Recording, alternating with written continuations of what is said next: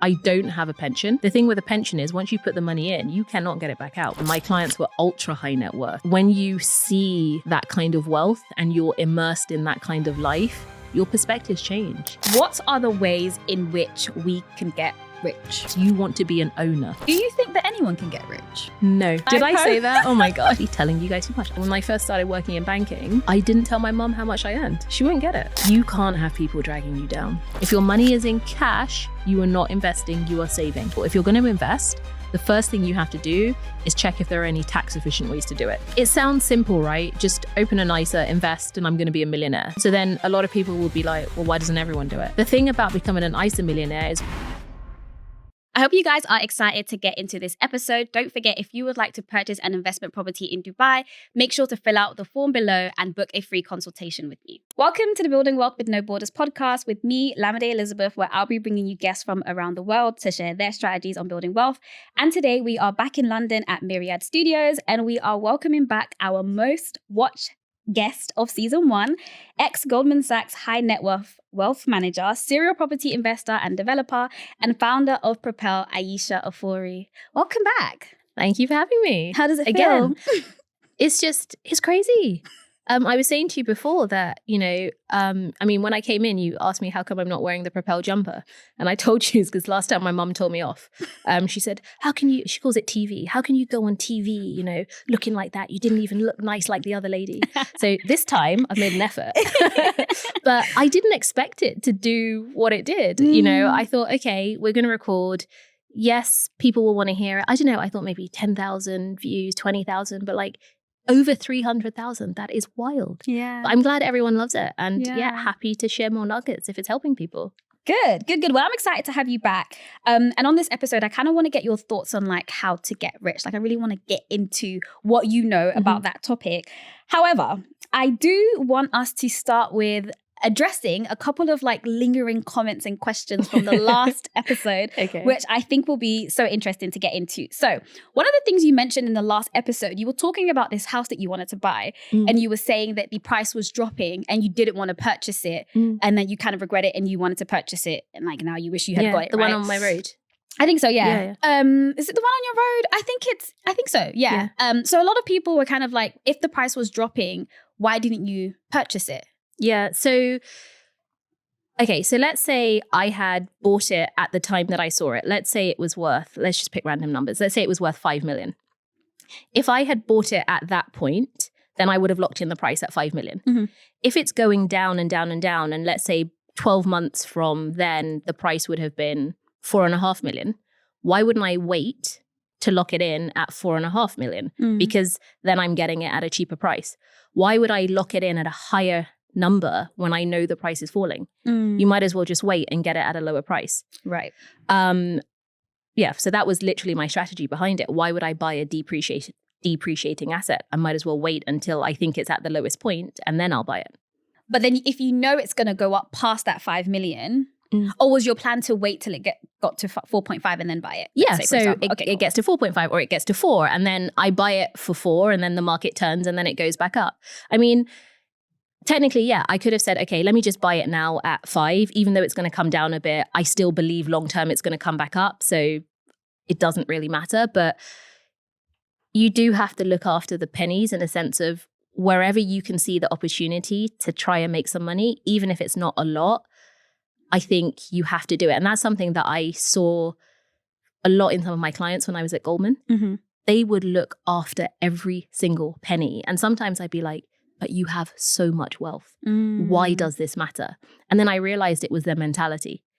And so for me, even in that opportunity, I'm like, right, okay, even if it's just I'm saving 500,000 or whatever it is, why buy it now if I can buy it in 6 months or in 12 months? The annoying thing is I didn't because I got busy and life happened and so many other things. But originally that was my strategy. Oh, there you go. And that makes a lot of sense. The second thing was you mentioned that you didn't have a traditional SIP or pension and that you relied. Did I say that? Oh my gosh. I'm telling everyone everything. And that you relied primarily on your property portfolio. And I think some people were like, what? No way. How is that even a thing? So what are your thoughts then around diversification? Yeah, this is a tricky one because, within Propelle, one of the main things I talk about to everyone is diversification. Do not put all your eggs in one basket. Do not put all your eggs in one basket. But then when I look at my portfolio, it's not that diversified. So I have property, I have startups, and I have an ISA. That's it. I don't have a pension. But there are a few reasons behind that, right? So I run my own business. So my employees have pensions from Propelle. I could give myself a pension, but because I'm the one that has to go out and fundraise and put money into the company, I'm like, why the hell am I going to go fundraise, which is challenging, put money into the company to then just have it parked to the side for myself as a pension? I might as well use that money in the business. And then when I exit the business, that money can go towards my pension. So that was part of the thinking around it. I do have some old pensions as well from like when I worked at Goldman and when I worked at Morgan Stanley. But to be honest, the money in them is not going to make a difference to my life. So I don't even really bother with them, but I should. Because again, it's about looking after the pennies. So it is on my to-do list to go and find them, consolidate them and put them somewhere because it is money and it can still work. But for me, as I said, the properties are my pension. I'm a long-term believer in the property market. Historically, we've seen that property prices continually go up over time. And that is what I've kind of put to the side and said, right, that's my pension. If I need to, I can sell those properties. I don't plan to, because as they go up over time in value, I can take money out, I can do various things with it, we're getting the income.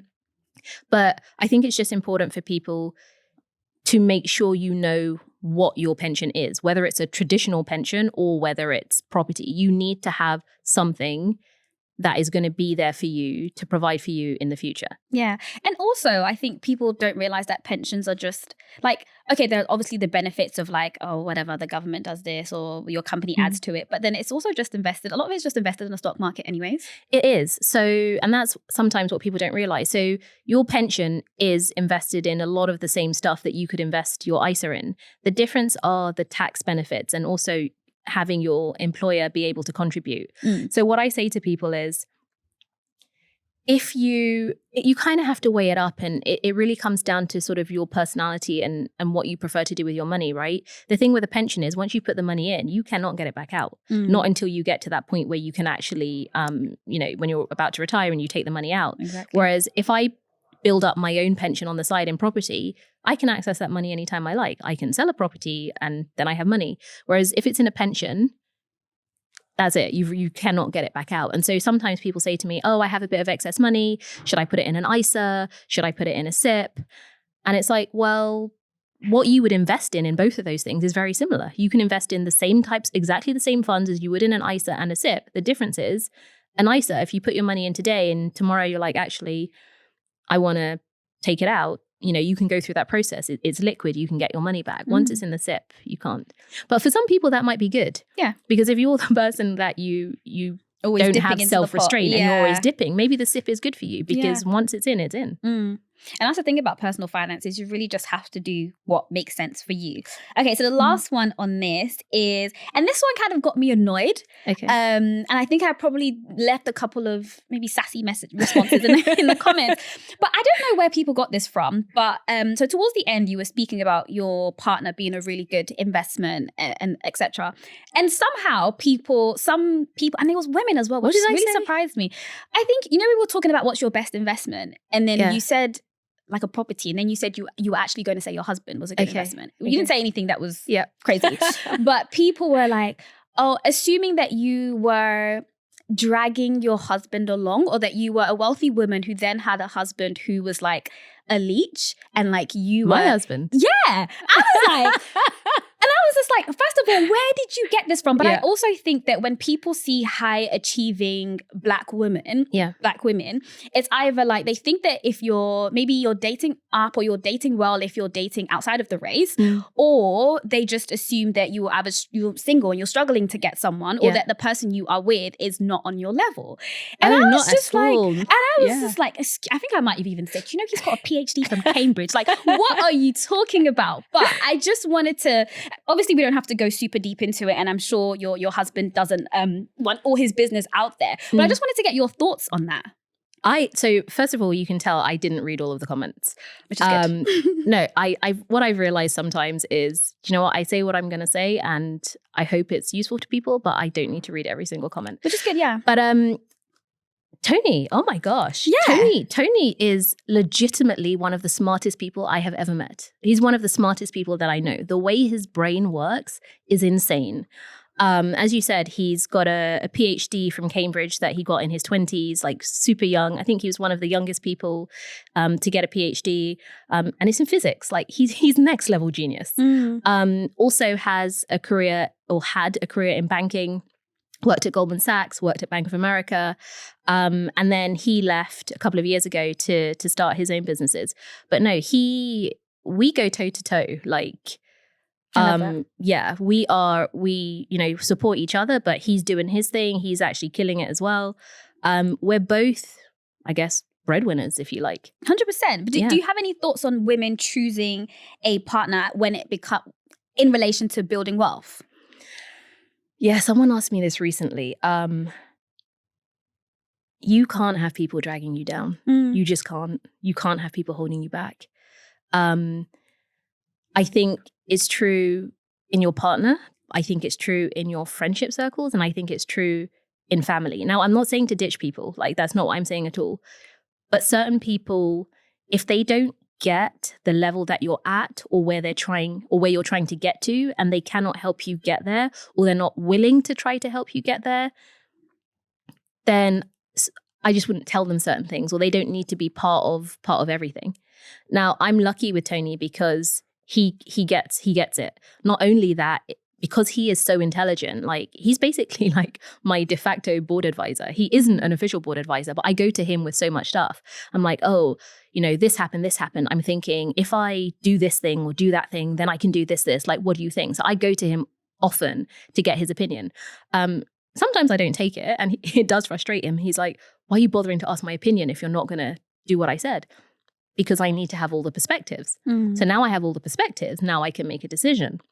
So for me, I find, having him is really, really important. But if he wasn't like that, or if he was somebody that's always like, why are you always like working so hard? Yeah. Or why are you always, seemingly like trying to do this, to build wealth? You've got money. I just don't, I wouldn't have, it's not that you can't have those people around you. I just wouldn't share certain things with them. And I'll say it because clearly the last conversation, I told you guys a lot. I didn't even realize. So like, for example, I remember when I first started working in banking, I didn't tell my mum how much I earned. She wouldn't get it. So many things like that I just don't share with people. Like I had a supercar once and I used to drive like friends and family around, my mum around. I wouldn't dream of telling her how much it cost. She wouldn't get it. She would think I'd absolutely lost my mind. So certain people don't need to know certain things. Like if they're not about that life and about that world and they don't get it, and then potentially the comments that they're going to be saying aren't helpful to you, you're not cutting them out of your life, but they just don't need to know certain things. But what I will do is the friends that I have or the family members or whoever's around me who are also on their journeys and we're all like pushing forward to try and, be the best that we can be and achieve as much as we can, then I share things with them because you're on the same wavelength. So you have to have people around you that are on the same wavelength. And for those people that aren't, you still have them around you because they're friends, family, whatever, but you don't have to share everything with them. But you don't want that in a partner though. Well, I wouldn't. For me personally, no. Yeah. I want someone where we are true partners. We are doing this. We're going together. I will support you. You will support me. When you fall down, I pick you up. When I fall down, you pick me up. And that's what I have in my marriage. But I know other people who aren't like that. I know some women who are sort of like, I'm the breadwinner, but my husband is at home. He's taking care of the kids. He is making sure the house is all sorted and everything like that so that she doesn't have that worry. And that works for her. Whereas I don't have that, right? Because Tony is pushing as hard as I am on his stuff. So some days it literally is like, and this happens often to us. It's like, okay, so I have this evening event on Tuesday. And he's like, yeah, but I have an evening event on Tuesday. I was like, well, who's going to watch the kids? And then we're like, oh. And then it's like trying to like scramble around like, okay, call your mum, call my mum, trying just to find someone to watch the kids because we both have work events to go to.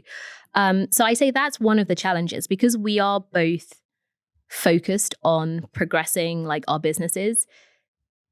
There are other areas where it's a bit like, okay, so yeah, no one is, or again, see, telling you guys too much. I open the fridge, I'm like, where's the milk?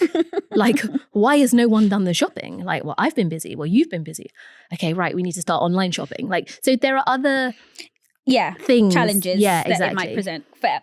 I think the last thing I just wanted to say on that, given that I think the majority of the audience, well, one, we have a lot of ambitious women. Actually, I think there are slightly more men that watch this podcast than women. Interesting. Yeah. And I think our episode also had slightly more men watching as well than women. Okay. But I think that if you're an ambitious woman watching this, sometimes we kind of adopt this mindset, or people have told us that like your ambition is going to make you unattractive, and that the more ambitious you get, specifically as a woman of color, specifically as a Black woman, the less likely you are to be able to find a partner that will match you. And I think that is, for me, when I was reading some of the comments, I was like, this is, you're thinking from that mindset. And I did have people say that to me when I was younger as well. But I can genuinely say now that like, I know so many successful Black couples where both people are Black, and they are both well accomplished and they are living happy lives. It's just because you see, and I think a lot of people use the entertainment world as their standard of like what relationships look like and what success in a relationship looks like. And it's just not reality. Like even a lot of the guests that you guys have seen, the majority of the guests that you guys have seen on this podcast are married to other Black people, and the other partner is just as successful as they are. So that scarcity mindset that you have, I think a lot of it is a lot of projection because you don't believe that a successful Black woman can have someone alongside of her that is on her level. That's all I find that so weird. Why would she not? Why would you not want someone on your level? People just feel like, I don't know.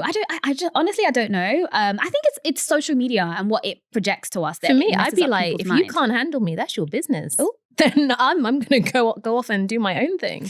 Like, I'm not going to reduce myself because you like some guy feels, like he can't cope with it. Like, oh my gosh. Like, that's actually a thing? Wow. Oh, okay. It's definitely a thing.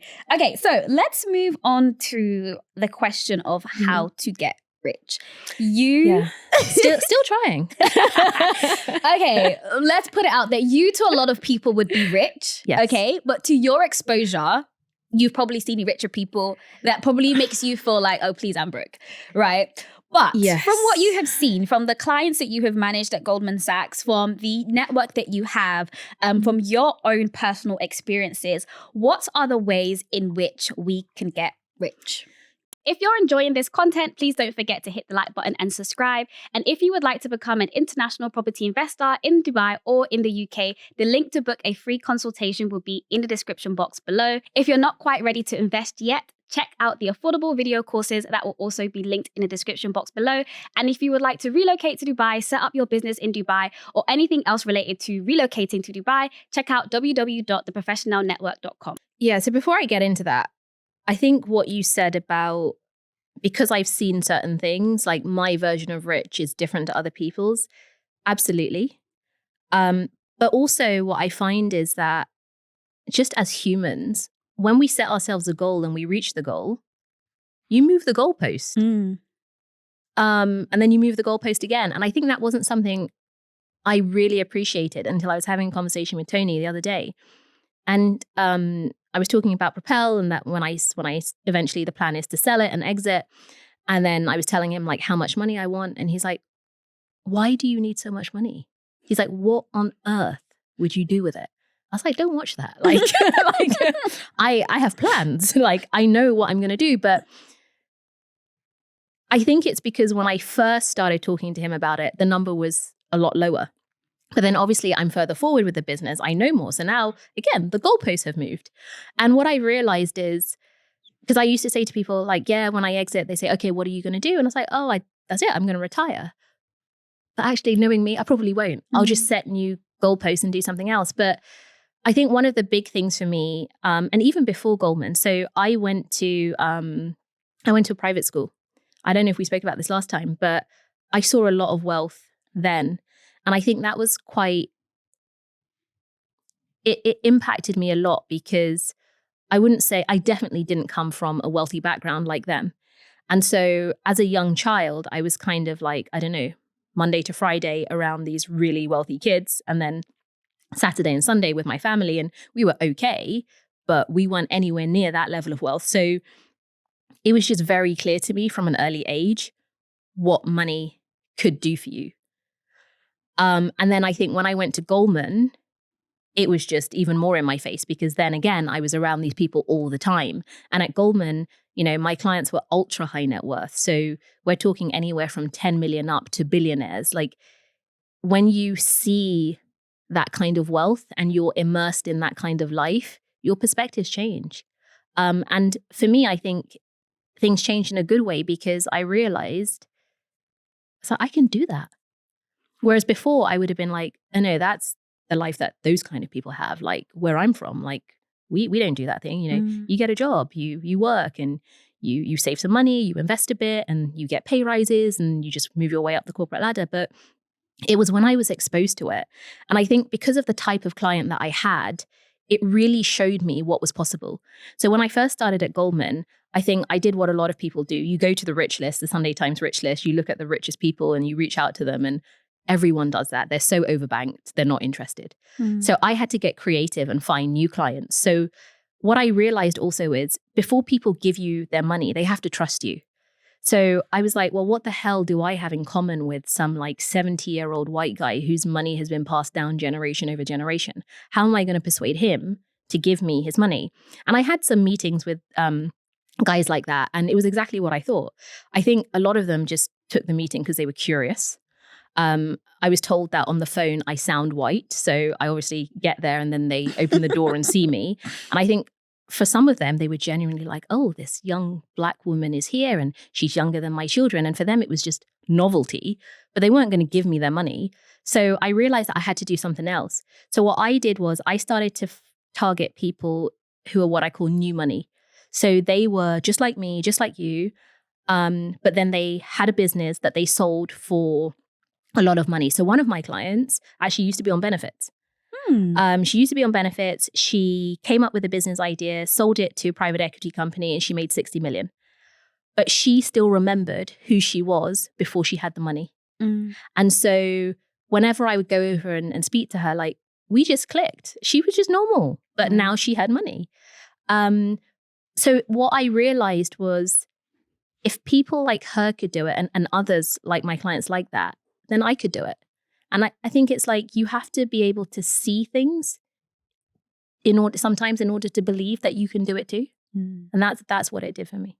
So how to get rich? Step one is you need to surround yourself with it so that you can actually see it. Absolutely. Because if you can't see it, then how do you even know that you can do it? Or how do you watch what they do and follow the steps and learn? Like, you learn from other people who've done it. And that's basically what I've done with myself as well. And I realized, when I was working in a corporate job, if I wanted to be what I call rich, that's not going to happen here. Like, I have to do something else. So those people who are rich, how did they do it? What are they doing? Right. So tell us. What are the secrets? So how are we all going to get rich? Yeah. So for me, it's a couple of things. You have to have assets. You have to have assets that are making you return and making money for you without you having to do anything. So for example, like property. Once you've bought the property and, it's going up in value, the capital is appreciating, in theory, you don't have to do anything. You can have somebody manage the property, rent it out, whatever, but it's an asset and it is making money for you. Similarly, I invest a lot in startups. And startups is an interesting one because the risk is high, right? But risk and return are basically the same thing. They're what I call two different sides of the same coin. You don't get a high return without taking high levels of risk. But for me, taking high risk isn't necessarily a bad thing as long as it is not blind risk, right? And there is a big difference. So I am still happy to take high risk, but I would have due diligenced the project. I would have de-risked it as much as possible. And I would have de-risked it to the point of saying, actually, when you look on the surface, the risk that you see is that it's actually not that high when you do more due diligence, you look at the numbers, et cetera, et cetera. So for me to invest in something, I would have had to de-risk it to a level that I'm comfortable with the risk. Whereas to a lot of other people, it still seems really high risk. Well, then that's great, because then I should be getting high returns. And that's how I see startups. But some people would say that startup investing, or let's say becoming an angel investor, is only if you are already rich. It depends at like what level you're investing at. Like there are platforms out there, like retail platforms, where you can go and invest in startups with as little as £10. So you don't need to be really rich to invest £10 in a startup. It depends how you do it. So, and I laugh because my first startup investment that I made was a complete disaster. I didn't know what I was doing. I invested 80 grand. It was far too much money to invest in one company. Is the first startup investment that I made. And the company went bust, but it was SEIS eligible. So I got like 80% of the money back. What does that mean? So in the UK, there are two, I guess, schemes. Wait, did you just say you got all of the money back? 80%. 80% of the money back? Yeah. Oh, wow. Okay, keep going. Yeah. So again, when people are like, oh, it's risky. Is it really? Look at the details. Look at the deal. It may seem risky from the outside, but from my perspective, something where I can get 80% of my money back, I'll take that trade all day long. So what's SEIS? SEIS. So SEIS stands for Small Enterprise Investment Scheme, and EIS is Enterprise Investment Scheme, and they're similar. Basically, what they are is it's a tax efficient way to invest in startups in the UK, and it's eligible to people who are taxpayers. And you've got to be a tax resident in the UK. Essentially, the way SEIS works is when you invest an amount. So let's say I'm going to invest £10,000 into a startup. I can get £5,000 back from previous taxes that I have paid. So let's say company ABC comes along. They tell me that they're fundraising. I say to them, are you SEIS eligible? They says, yes, we've got all the paperwork, et cetera, et cetera. It's all great. And I will then invest my, say, £10,000. And then once they've done all the paperwork and various bits and pieces, I can then submit my paperwork to HMRC, and I can either get a check for £5,000, so for half the money back, or they can send it to my bank account. So with SEIS, you can get 50% of what you invest back. And you get this like at the beginning of the deal, fairly early on. So although I now own £10,000 worth of the company, I've only got £5,000 of cash in it. Then there's additional loss protection. So if the company goes bust, you can get more money back. Now, how much you get back depends on your tax band. So if you're a 20% tax rate payer, then it's 20% of the loss is the additional amount you get back. If you're paying 40% tax, then you get 40% of the additional amount back. So you get 50% back up front, and then the amount that you get if the company goes bust depends on the tax band that you're paying. And then the other benefit of SEIS is that you've got to hold the shares, I think it's for 3 years. And if you hold them for that long, then any capital gains that you make on sale, it's all tax-free. This is such good information. Like this is incredible. Yeah, this is like, so I'm in the process of learning more about like angel investing or angel investing and just in general like investing for equity, right? I think I'm at the point in my journey where I've done a lot of like loan type stuff and have a lot of stuff in property and other assets like that, but I'm kind of like, okay, I think I'm in a good enough position to then start taking a bit more risk, because one of the things that I have learned from people who have made a lot of money is usually equity is involved, and so this is something that I'm trying to do. So this knowledge for me is even like blowing my mind, because I was already like, for some of the investments that I'm looking to make, I had already like that amount is like completely written off in my mind. Okay, I can only do, which you should still do, like only invest what you can afford to lose. But that's incredible. Yeah, and EIS works in a similar way, but you don't get as much. So with SEIS, you can get up to 50% back. With EIS, you get 30% back. And then the loss protection works in a similar way. It depends on what tax band you are. But this is a really effective way to angel invest, to invest in startups and have some level of protection. So when people say, oh my gosh, startup investing is risky, well, yeah, it is risky because most of the time the investments will go to zero. And I'll talk about that in a bit, because some people might be like, well, then why the hell would you do this if most investments go to zero? I'll explain in a bit. But even if they go to zero, you can still get some of your money back if they're SEIS or EIS. So that's de-risking, what I talked about earlier. So for me, startup investing is a big part of my portfolio. It's like what you said about having equity. It's about being an owner of that company. And it goes back to what I said at the beginning about how do you build wealth. It's about having assets. Equity is assets. You want to be an owner. So like a lot of us, or a lot of people have jobs where you work for a company, you get paid a salary. You know, the people making the real money, the people who own that company. That's where you want to be. And if you obviously can't own where you work, then you can own other companies by investing. Yeah, it's like it's I guess it's like it's the same as the similarities to stock market investing, but it's at a different stage in the cycle. Yeah. So with startup investing, you are investing.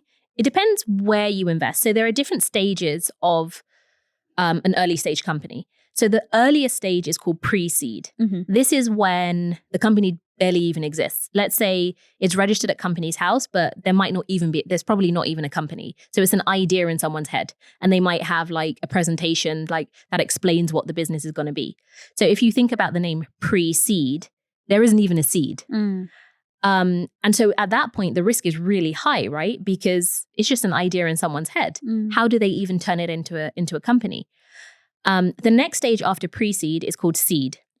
So usually by seed stage, you might have like a prototype, or you've got like a sort of small scale version of whatever your business idea is. You might have a few customers, and you're able to show that you've been able to develop it a bit. It's got a little bit of legs, but now you have a plan to go further. And then after seed, the next stage is typically Series A. By Series A, you are a fully fledged company. You're usually doing around £1 million of revenue every year. And those stages, sort of pre-seed to seed, are typically what's called like VC. There are stages that come after Series A, but by that point, they're more established companies, and that's not really classified as early stage. That could be classified as like growth stage, or even if you go even further, like later stage investments. And some of those later stage companies are what you would see on the stock market. They go on to list on the stock market, and then you can buy shares in those companies. But before they get there, at the very beginning of their journey, at pre-seed, seed, and Series A, this is sort of early stage. For me, I typically invest at pre-seed and seed, the riskiest parts. But the reason that I do that is because the potential for upside is massive. So is the risk, but I only invest in SEIS or EIS. So I know that I'm going to get quite a bit of my money back if it all goes wrong. And then the bit of my money that I don't get back, I always sit down and I look at how much it is, and I'm like, I am prepared to lose that. So let's say in a deal that I do, so I'll give you an example. I invested in something 18 months ago, maybe 2 years ago. I invested £30,000. It was at seed stage. So I thought about it. It was EIS. So I looked at all the numbers and I was like, right, if this goes wrong, I am going to lose. I'll get this much back from HMRC, but I would lose that much. Am I okay with that? And then I thought, okay, if it goes well, what would I make? And for me, if it goes really well, I could make 10x. So my 30,000 would turn into 300,000. So then I said to myself, am I willing to risk losing that much to potentially make 300 grand? Yes. So I'm in. And that one is flying. It's doing really well. I love that. So you guys, one of the things that one of the things that my company is going to be doing, I think I've kind of introduced this to you guys a little bit in a video that I released on some land that we were buying. But my company, WNB Group, we are going to be making some equity investments as a company. And so if you guys want to follow along that journey and see what companies that we are going to be putting money behind in whichever early stage it is, then just sign up using the link in the description box. They should be there so that if you guys wanted to follow along on that journey or also invest in those companies, you can do that as well. So I'll leave the link in the description box for that. Okay, so is there anything else on startup investing that you would like to share? Yeah, I think it's really important for people to understand how to go about it if they want to, because as I said, there is a lot of risk involved. So when I think about my own portfolio, what I'm basically trying to replicate is what VCs do. So a VC is a venture capitalist. Venture capitalists are companies that have lots of money that they've raised, and they go around investing them in different startups with the idea of generating more money for themselves and for their investors. But for VCs, most of the investments they make, they expect them to go to zero. So let's say a VC invests in 20 companies. They're probably expecting around 18 of them to go to zero. But the 2 that do well will do so well that they will make up for all the other ones that went to zero. And that is the same kind of philosophy that I have with my startup investing. So what I said is, when I started, I invested 80K in one company. Yeah, that's a terrible idea. I learned very quickly not to do that. But let's say, for example, I say, right, I have £50,000 that I want to invest into startups. Rather than investing it all into one startup, I'll say, right, I can split it across, say, 5 companies and put £10,000 in each. Or maybe I split it across 10 companies and put £5,000 in each. I will still expect most of them to go to zero, but I need to look at which ones I think, well, actually, you invest in them thinking they're all going to do well, but in reality, you assume that most of them will go to zero. But then you look at there should be, say, 2, 3, a tiny handful of them that you think will do exceptionally well. And you need to look at what exceptionally well means for those companies to make sure that they more than pay you back for all of the money that you would have lost in the rest of it. So when you invest in startup investing, if you're doing it at the kind of level that I am, or even if you're just doing it at the level that's more than, say, £10, you need to be prepared to lose the money. In most of them. And you need to be emotionally okay with that. Sometimes a lot of people are just like, oh my gosh. Sorry. Oh my gosh, like I'm losing the money. You have to be able to be okay with that, because like the ones of mine that are doing well now, they've only recently started to do well. So like we had this conversation like, say, 3 years ago, at that point, I looked at my portfolio, I'm like, oh my gosh, like those ones have died. These ones aren't doing anything. These ones are still around, but I haven't seen that sparking them yet. Whereas now it is very clear to me, like, yeah, that one's taken off like a rocket. That one alone will more than make up for what I've put into the rest of them. And then there's like 3 others that are doing decently as well. Let's talk about ISA Millionaires. I feel like this is a buzzword that I've been seeing a lot. We also had Debated on the podcast who was talking about, like, if you invest a certain amount in an ISA for X amount of years, you can become a millionaire. Absolutely. What are your thoughts on that? 100%. Yeah, I mean, it's just math. Like you have a starting amount, you look at what the equity markets are returning, you can calculate how long it will take you to make $1 million and how much you have to put in. What is an ISA? So an ISA is, I love this. It's always like these tax efficient wrappers. And so I always say to people, if you're going to invest, the first thing you have to do is check if there are any tax efficient ways to do it. If there are any tax efficient ways to do it, especially if you're in the UK. Yeah, particularly if you're in the UK. An ISA is a tax-efficient way of investing in stocks and shares or in like funds. So for example, think of an ISA like an envelope. So you have your investment like this. The ISA is the envelope that goes around it. And so it means that whatever is in the envelope, you don't have to pay any tax on. So in the UK, there are 5 different types of ISA. So there's a cash ISA, there's a stocks and shares ISA, there's an innovative finance ISA called an IF ISA. There's a lifetime ISA, and then there's a junior ISA, which is for kids. So junior ISA for kids, won't really talk about that. Lifetime ISA is, well, supposed to help people buy property. But as I said earlier, read the T's and C's. In my opinion, it's not as great as it sounds. Then there's an innovative financial ISA, which is for peer-to-peer lending deals, so not very common. And then the most common ones are the cash ISA and the stocks and shares ISA. People mix them up. People think, oh, I have an ISA, so I'm investing. If you have a cash ISA, it is not investing. It is saving. If your money is in cash, you are not investing, you are saving.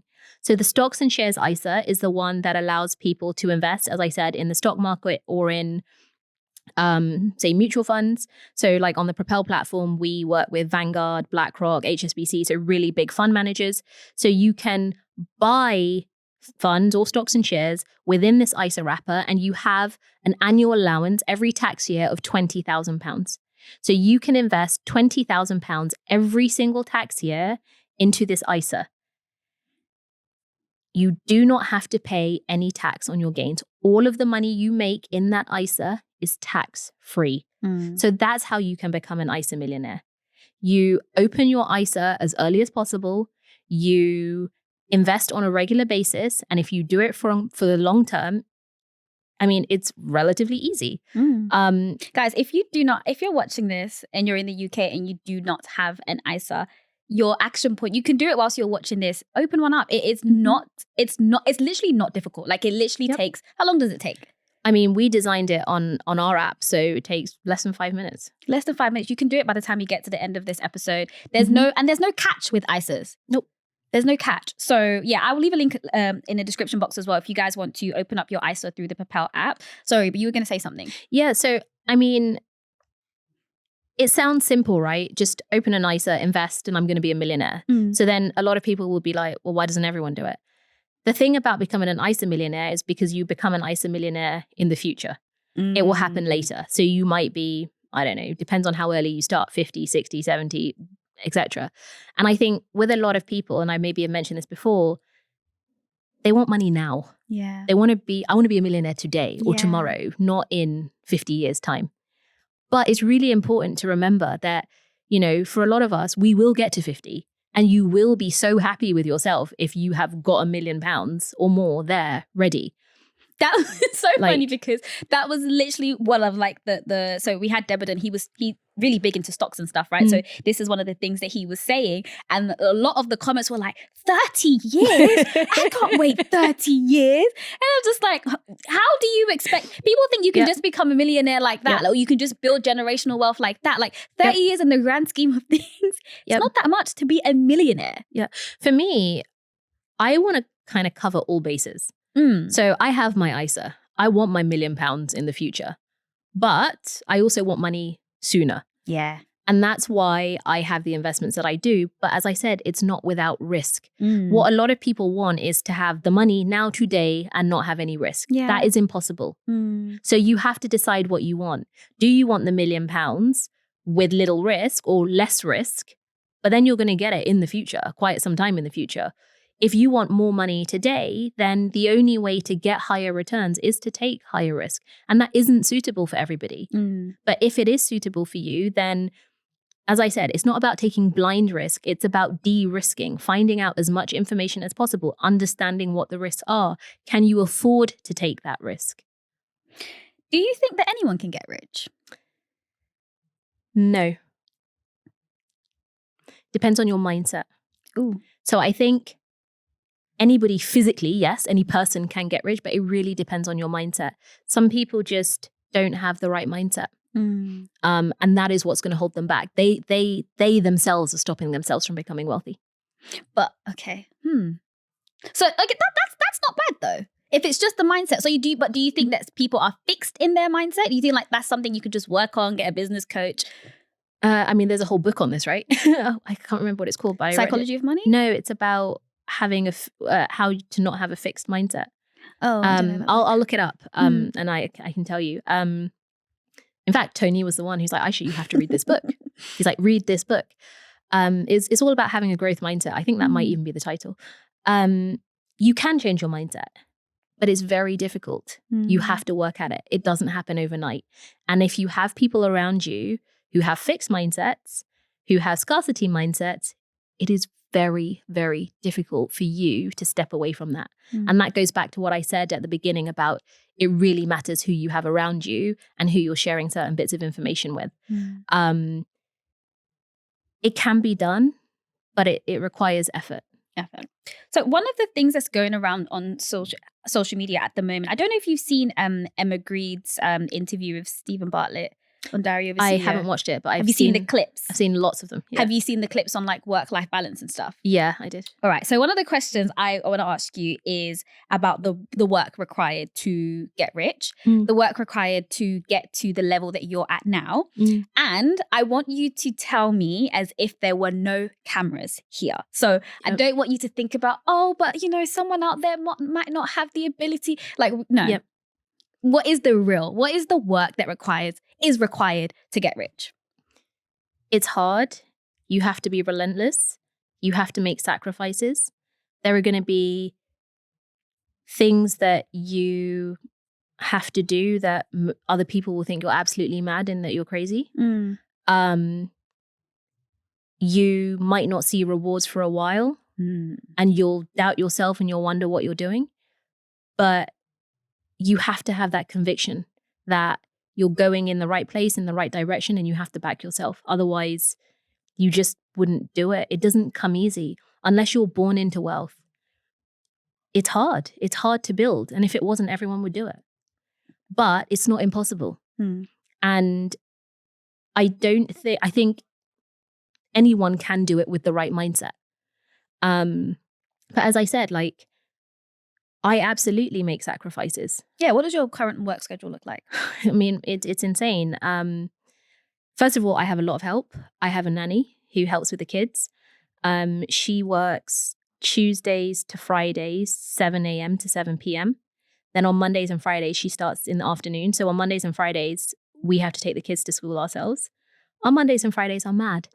We got an email from my daughter's school the other day, like, we've noticed that your daughter's lateness has been increasing. And we were like, what's going on? And then the school was like, yeah, it's really interesting. It's only on Mondays and Fridays. So like, yeah, that's the day we have to take her. The mornings are mental, mainly because we're usually working quite late the night before. So, and I know this is really bad. I'm trying to work on having more sleep and being better, but I typically go to bed about 1, 2 a.m. And then I have to get the kids up like 7:30. So most of the time I'm knackered. And then Tony's always telling me, oh, sort their clothes out the night before and make her pack lunch the night before. I'm like, hey, I'm tired. So the mornings are mental sometimes, like running around, trying to make the pack lunch and like, Tony, go get her, do this. Luckily, it's only on Mondays and Fridays because the nanny comes on the other days. But then my mum helps. Tony's mum helps. So one thing that I've always said is like, I've chosen to have this life for myself.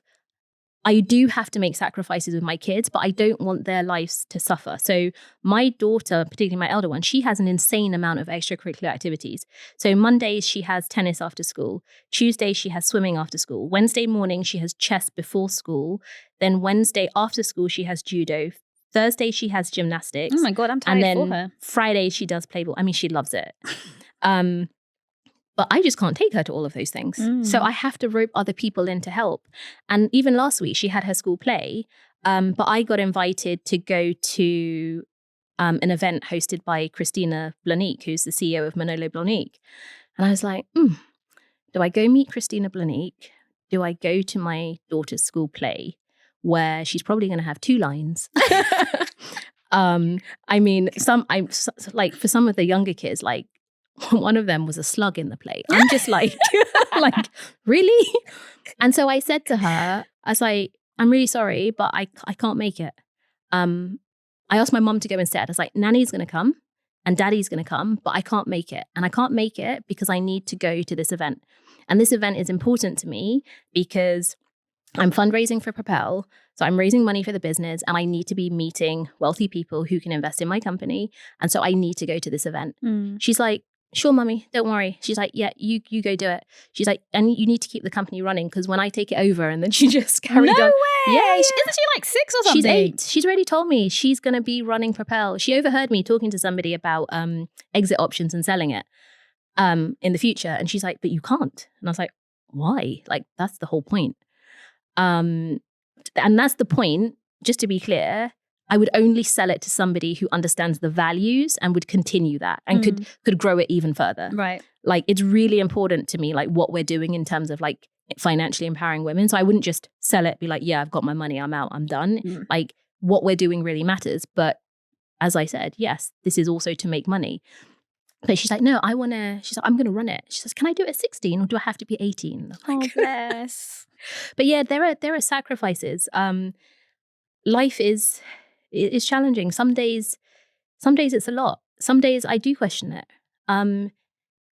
Those moments don't last long anymore because I meditate a lot and that really helps me. Oh, do you? A lot. Probably a bit too much. Like last couple of weeks I've been meditating like 2 hours a day. Not every day, but 2 hours. Who's got two? So you're just sitting there doing it. See, before I knew what meditation was, I used to say what you said. I was like, oh yes, those people who sit like this and like, it's a lot deeper than that. 2 hours a day. So I was doing 2 hours on Tuesday and Wednesday mornings. What happened on Tuesday that needed you to do 2 hours of meditation? No, I would cancel my diary. I would say to my team, no meetings, do not call me. I am meditating. I am meditating from, I don't know, what time? You start at 9. So 9 to 11, they knew and I did this for like several months.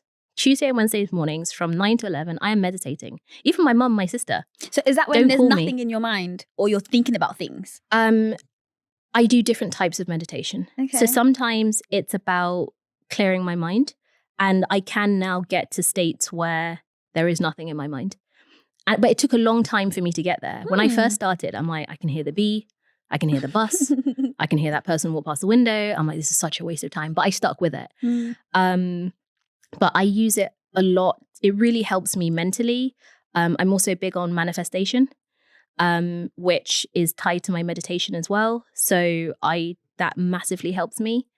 And look, some people on here are going to be like, what the hell is she talking about? I was one of those people. I'm that person. I was one of those people. I'm side-eyeing you, but then because I see how you work, I'm like, okay, and it's also fine. like, I studied physics. I'm a physicist. So I want to see the maths. I want to see the proof. Tell me why this works. It was actually one of my friends who got me into it. We had a friend, there was a group of us, 3 of us. We all worked at Goldman together. And one of our friends was really big on meditation, and she was telling us for years to do it. And we were like, look, that's for you. It's not for us.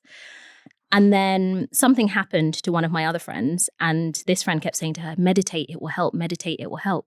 And she came to me and she's like, oh my gosh, she keeps telling me to meditate. Like, how the hell does she think this is going to help me? And she's like, well, I've got nothing to lose anyway, so I'm going to do it. And it did. And then she came to me, she's like, Ayesha, I don't get it, but it worked for me. And for me, because that friend was like me, I'm like, let me try. And the first couple of sessions I did, I'm like, oh my gosh, such a waste of time and effort. But then something clicked. And then I've never looked back. So meditation helps me get through those down moments. Okay. Maybe when I'm going through something, I'll come to you. So do you know what I started with? Deepak Chopra, 21 Days of Abundance. You can get it on, I think, Spotify. So that's what I started with. That's how I got into it first. And then it went from there. Okay. Interesting. I don't know if I'm... See, I can see the skepticism. 100% I'm skeptical. 100%. One of the final things I really wanted to talk to you about is like being the nice girl. So when it comes to being, it's so funny. So in preparation for this, I was reading the comments, right? So I'm trying to get a gist of maybe what we couldn't cover and what we didn't cover. And man, I wish I screenshotted the comment, but it was something like, it's so nice to see 2 intelligent, feminine women talking about money or something along those lines, which I was like, oh, that's really interesting. Because I think, especially you, even more so than me, you've operated in a lot of male-dominated fields, starting from studying physics. And I don't know, one of the things I also saw when I was in banking, like we had a few head of, I don't know, divisions, let's say, for example, that were women. And they would, a lot of them, quite a few of them would assume manly mannerisms. I just felt like it was just so weird. But also I think that in general, if you're a go-getter and you're a woman, people can also assume that you are quite masculine in some ways, or that you're taking on masculine traits. But I don't know. Do you have any thoughts on like being a nice girl and trying to build wealth or be a leader, all that sort of stuff? I wouldn't. I don't think people would classify me as a nice girl. But I don't think they'd classify me as a mean girl either. But I don't tolerate nonsense. I just don't. I'm very direct. Some people don't like it. That's fine. I am empathetic enough to know when I have to make the effort to be less direct. But I'm very much take me as I come. But that has developed as I've got older. When I was younger, I did care more about what people thought about me and things like this. But as I've got older, I'm doing me. Like, if you don't like it, that's fine. You stay where you are.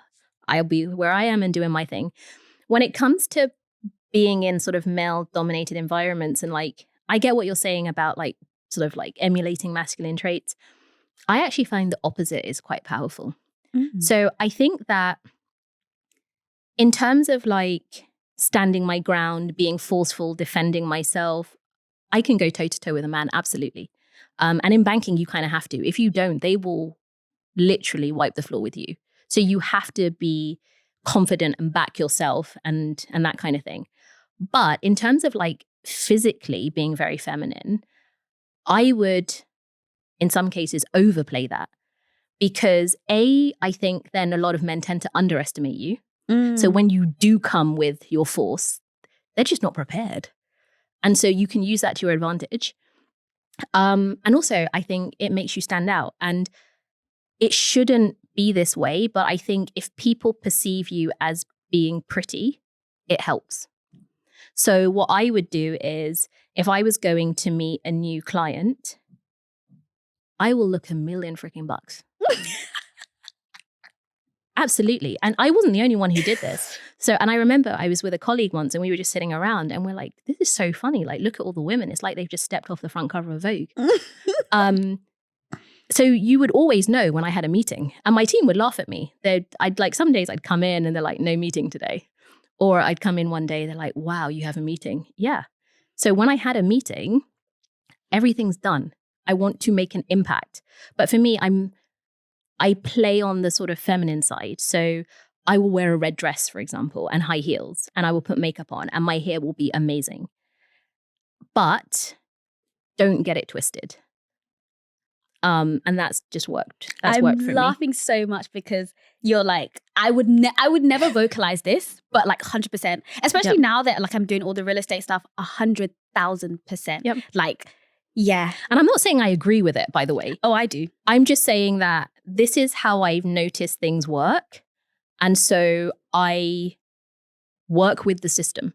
And Tony says this about me all the time. He's like, is there any system you don't try to play? It's just me. I look at the system, I try and understand the rules, and then I'm like, how can I maximize this? Oof. And then I say, okay, well, pretty girls seem to get more things, but you do need to be credible. You still need to be strong. You still need to do. So how can I get the balance of this? Because like, honestly, like there's so much like facts to this, and some people are really not going to like this, but there's so much facts to it. And I think what will happen is that the way you look will get people interested in what you have to say. And then when they're interested in what you have to say, if you have no substance to back it up, then it's just like whatever. Yep. But then if you attract them with the way that you look, and then you add substance to it, but then you're also very firm on your boundaries, because especially like, I don't know, it's sometimes again, then men try to see if they can. I have a story for you. Yes. Go on. When you said that, it comes to mind. So there was this guy that I was trying to bring on board as a client when I was at Goldman. Very wealthy. He's Nigerian. He was back and forth between Lagos and UK, and he messaged me to say that he was here and that he wanted to have a meeting so that we could talk about like him opening an account. And it is very difficult to onboard Africans because of like KYC and things like this. But this guy was actually, I think, born in the UK, but then went back home. So he still had a British passport. So I was like, amazing, I can actually bring you on board as a client. And so he was here and he wanted to do dinner. So we went to the Arts Club in Mayfair. We had dinner. And he was staying in a hotel like around the corner, not too far, just on like near Green Park Station. So not too far. And after dinner, like we're walking back and I'm like, okay, I'm going home. I'm getting in a taxi. I'm going home. He's like, oh, can I just jump in your taxi and can you just drop me off at my hotel? Yeah, sure. I'm going past that way. No problem. And dinner went really well. We're moving forward, et cetera, et cetera. So we're in the taxi. We're coming up to his hotel and he's like, oh, do you want to come in for a drink? No, thank you. I'm good. Actually, my husband's waiting for me. I'm going home. And he's like, oh, you sure? Trying all this stuff? I'm like, no, I'm good. Thank you. He's like, oh, okay, fine. He gets out. I assume he goes into his hotel. I drive off, or the taxi drives off. I'm in the taxi. Then I hear a phone ringing. Oh, God. And I'm like, that's not my phone. Oh. Yeah. And I'm just like, what is going on? Like, that's not my phone. And I'm looking at my phone and my phone is not ringing, but I can hear a phone. So I look next to me and there is a mobile. And I'm saying to the taxi driver, oh, someone's left their phone. Like, oh my gosh, like, what is this? So I'm like, I answer it and I'm like, hi, have you left your phone in the taxi? He's like, it's him. And I'm like, how are you calling me on a phone? I was so confused. He's like, oh, I've left my phone in the taxi. Can you bring it for me? And I'm just like, oh my gosh. So I say to the taxi driver, can we go back, please? I now have to go back and give this guy his phone. So I'm like, yes, I will bring it back. Please wait outside. I will give you the phone. Like, I have to go. Get back to his hotel. He is not outside. Of course he's not. So now I get out of the taxi, pay the driver. I go into the hotel. I'm in reception. I'm looking around for this man. He's nowhere to be found. And then it rings again. I'm like, I'm here. Hello, come and get your phone. He's like, oh yeah, I'm just upstairs. Can you come? Listen, I'm leaving your phone at reception. Period. You can choose to come and get your phone or not, but I am going home. So I went to the lady. I said, here is Mr. So-and-so's phone. I'm gone. And then I had to call another taxi and I went home. And I'm like, do people fall for that? Of course they do. No. Did you onboard him as a client? No, I did not. Well, good thing. Because no, for me, it's like, to be fair, like, I still speak to him. Like, we've spoken about that moment. That was good game though. He said he was testing me. Oh. Yeah. So he said he was testing me. Testing you for what? He says because he meets so many women who just want him for his money. Yes. Oh, please. And things like this. So he says he was testing me because I was like, because then obviously he was like, oh yeah, I want to open an account. I was like, I don't want to work with somebody like that. I don't want to be in an environment where I don't feel comfortable. Yeah. So we cleared the air on all of that. And so when he does now come to London, we do catch up and we laugh about it now. But I'm just like, no, you have to have boundaries. Yeah, you have to have boundaries. You have to have if boundaries. you're going to do that, especially. Yeah. You have to have boundaries. Okay. All right. So we are going to be moving on to the Wealth Woe segment, which is where one of the listeners sends in a dilemma that they are going through and they want to hear your opinion on what they should do. Okay. And as always, you guys, if you have a dilemma that you want us to give an opinion on, the link is in the description box. You can submit it anonymously. Okay, so I'm going to read. Okay. This person says, I'm in the process of buying my family home through the rent to buy scheme. It's a 3-bed house just outside of London and I get 100K off the property. My bills will be 3 times more than what I'm paying now. How can I leverage a residential property legally to make money and pay off the mortgage quickly? What are your thoughts? Wow. Sorry, read that again. I'm in the process of buying my family home through the rent to buy scheme. Yeah. It's a 3-bed house just outside of London and I get 100K off the property. My bills would be 3 times more than what I'm paying now. How can I leverage a residential property legally to make money and pay off the mortgage quickly? You know, they got rid of the rent to buy scheme. Yeah. Yeah. So she was probably renting from the council, then decided to buy her home, which has increased her. And I think she's asking, should she get another property investment? Am I reading it right? No, so she's saying she gets 100K off the property, which is good, which is why she's buying it. Yeah. But what can she do now with that property to make money and pay off the mortgage quickly? Okay, so is there anything she can do with that property? Yeah. So I think it depends on what the rules are around like rent to buy and things like this. Because I know that sometimes you can't like rent them. Like there are restrictions. So she'd need to check what the rules are and to see what she is allowed to do. So for example, I know someone who's done something similar and what they did was rented out a room. So that was fine and they got some extra income. But in terms of, I don't know, maybe saying we're gonna, I don't know, potentially go live with family for a bit, rent the whole thing out, make some money and then move back in later. I don't know if she'd be able to do that. So whenever it's anything like rent to buy or any kind of government scheme, always read the T's and C's because there's always small print and there'll always be like some kind of restrictions that you can do. So I think she'll be able to potentially rent a room, but she won't necessarily be able to like rent out the whole thing. Yeah. So she's quite restricted in terms of using that property to be able to help her generate extra income. But there's no reason why she can't like look for other things to help her make some money. You know what's so funny? I'm just remembering. So what I would say to this person is we had an episode with Tayo Oguntade. You should definitely watch that episode because he's big on property schemes in particular and especially the government schemes, and he speaks quite extensively about all of them. I think the rent to buy scheme was probably, of all the schemes, you guys, if you've watched that episode, you know my stance on schemes, but I just realized you are the person who put me off of schemes because when I was in university and I came to you and I was like, oh, what do you think about this scheme? schemes, how old was I? Maybe like 21 or something. You were like, government schemes aren't there to make you rich. So why would I do them? And I was like, oh. And I think from that, I started to view it from a different lens. And I was like, yeah, I don't think I'm going to use a government schemes because, as you just said, they usually come with a lot of restrictions on what you can do and what you can't do. A lot of T's and C's. And they're generally there to help people who are really struggling. So they're not designed to make people wealthy. So people, I know that some people kind of look at them and they're like, oh yeah, so if I do this, the government will give me this, this and this. Read the T's and C's. Like, if it sounds too good to be true, it usually is. Yeah. But I think the rent to buy one is the only one that I'm like, it's actually a good one. But I think this scenario is so interesting because a lot of financial experts will call this being house poor, like where you acquire this asset, which is a massive achievement. But then now you've gone from paying, council wages to like actually owning a property, and 3 times increase in rent that's huge. Yeah. That's a big impact on your finances. Yeah, but also you got to look at the fact that when you own it, you're now an asset owner. So you can benefit from capital appreciation. So if you feel that it's in an area that you believe that prices are going to go up over time and you're going to be able to, I guess, get a return that way, then it's not necessarily a bad thing that your immediate short-term bills are much higher, so long as you can still afford to pay them, right? Yeah. So you always have to make sure that you can afford to pay your bills.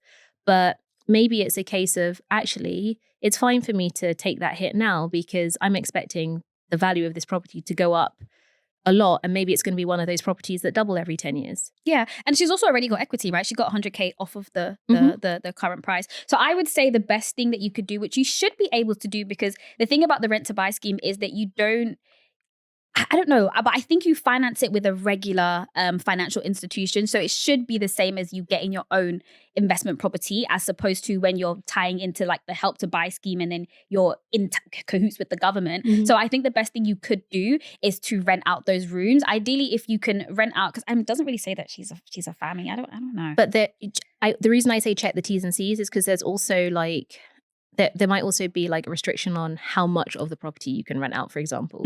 So again, I'd say read the T's and C's and see what it allows you to do. The way that you always can generate money from property, if you have one, is by renting out rooms or renting it out. So if they allow you to do that, then I'd say absolutely go for it. But usually speaking, there are always restrictions. There's no such thing as a free lunch. I don't know, but it'd be interesting maybe if other people in the comments know. Technically, because you get 100K off the price, where does that, can you refinance that? And I don't know. Yeah, so typically, like the way that it works with equity in properties is that you can refinance and take money out up to a certain level. So there's a certain amount of equity that will always have to stay in the property, like the days of 100% mortgages. I mean, they're gone. So you always have to now these days leave a little bit in. But yeah, that's potentially 100K of equity right there that she's getting day one, just because she's getting it as a discount. Yeah. Okay, cool. So usually we end off with the quick fire money questions, but you've already answered them. So I don't think there's a point going again. So I'll ask you one final question, which would be, if you could go back to the age of 21, so you're just graduating from university and you wanted to put yourself at the best footing to make a good amount of money. What would you do, or what would you have done differently? So many things. All those Louboutins and the Chanel handbags and the Celine handbags and all these things, not necessary. I mean, get one or get two. Like, I literally, in my bedroom, I have rows and rows of these bags and things that I don't use anymore. Just give it to me. And I look at them and I'm just like, why? I would have taken that money and other money that I blew on nice holidays and these things. Like, yeah, you can go on one nice holiday, but I don't need to go on like so many. Or I could go stay at that 5-star hotel. It doesn't have to be the Four Seasons, if you get what I mean. So I would have taken a lot more of that money, invested it in, started my ISA earlier, start up some property. I mean, it works for me. Yeah, just earlier. Like the earlier you can put your money to work and have that compounding effect. I wish I knew even a fraction of what I know now back then. I'd be retired already. Actually, no, because I keep changing the goalpost. But I love that. Okay, I think that is a great place to end the podcast. Guys, there's so many actionable takeaway from this episode. Like I said before, we are going to be doing some equity investments. So the link to sign up and register if you want to take part in those, but also some debt investments as well into different property projects and stuff. So the link for that will be down below. If you do want to open your ISA as well, I'll also link a Propelle link where you can download the app and also open up your own ISA. Thank you so much, Ayesha, for coming again. Where can people find you if they want to? Best place is Instagram. So just Ayesha.Ofori or on LinkedIn. Thank you. Pleasure.